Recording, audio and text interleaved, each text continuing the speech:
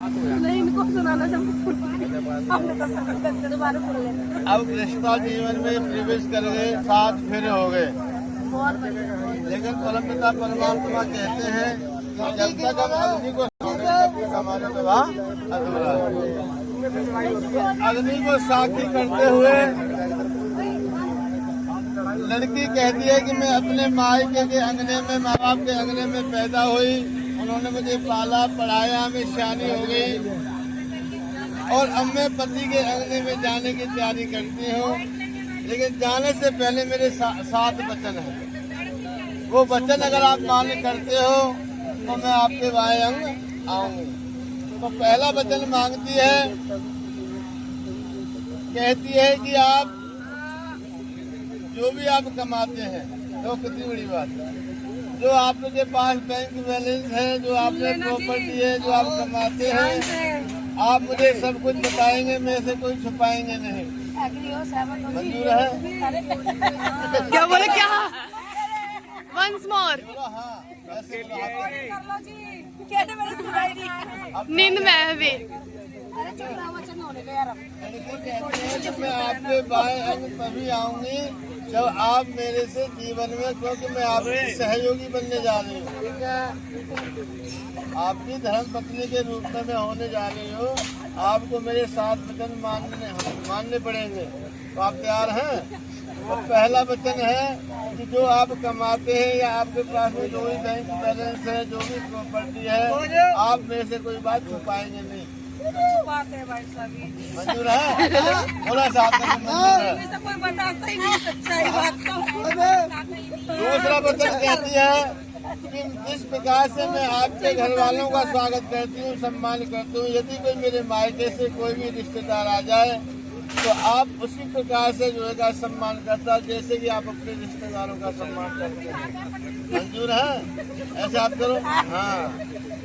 तीसरा वचन, लड़की कहती है कि मैं यदि कोई व्रत करूं, मंदिर जाऊं, किसी यात्रा पे जाऊं और रास्ते में मेरी कोई सहेली मिल जाए या कोई मेरा रिश्तेदार मिल जाए तो आप शक नहीं करोगे। आप पहले मेरे से पूछोगे ये कौन है, क्या है, लेकिन बिना पूछे कोई कलेश नहीं करोगे।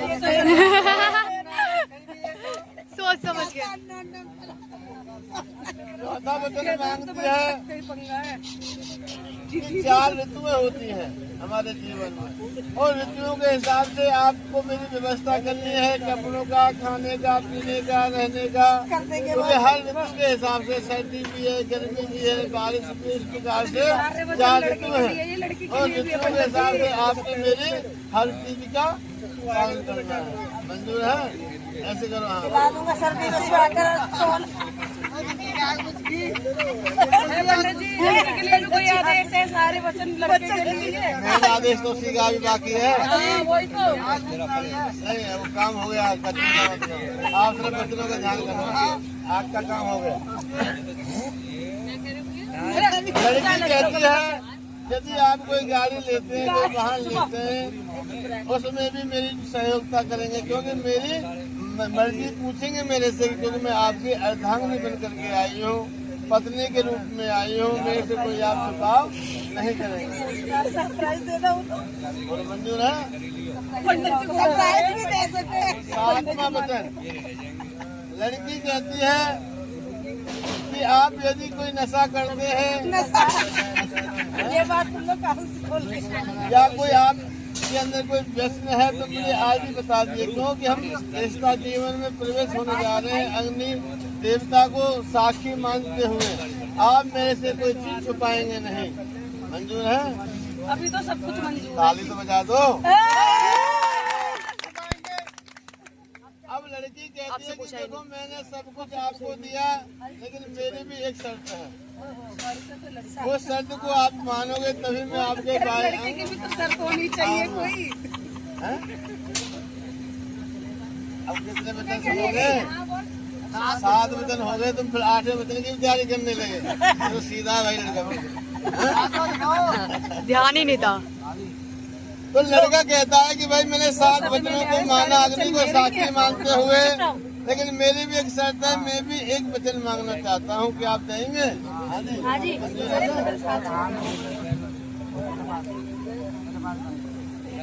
कि जिस प्रकार से आप अपने मायके वालों को जो सम्मान देते हैं, उनके प्रकार नाश्ता पानी खाना पीना हर व्यवस्था रखते हैं, उसी प्रकार से आप मेरे परिवार का भी ख्याल रखेंगे। क्यों कि जो आप माँ बाप को छोड़ करके जा रहे हैं, जो आपके सास ससुर जीवन में मिलेंगे वही माँ बाप कहलाए जाते हैं। उनके सम्मान में कोई कमी नहीं आने देना और हमारे जो परंपरा है हमारे आंगन की, उस परंपरा को बनाए रखना यही आपका कर्तव्य है। मैं यही एक वचन मांगता हूँ। आप मेरे को तैयार हैं? ताली बजाओ ना। सही है ना, 7 वचन दो निभाएंगे वो एक निभाएगी। हाँ लड़की राजी होनी चाहिए ना, मुझे 7 वचन निभाएंगे।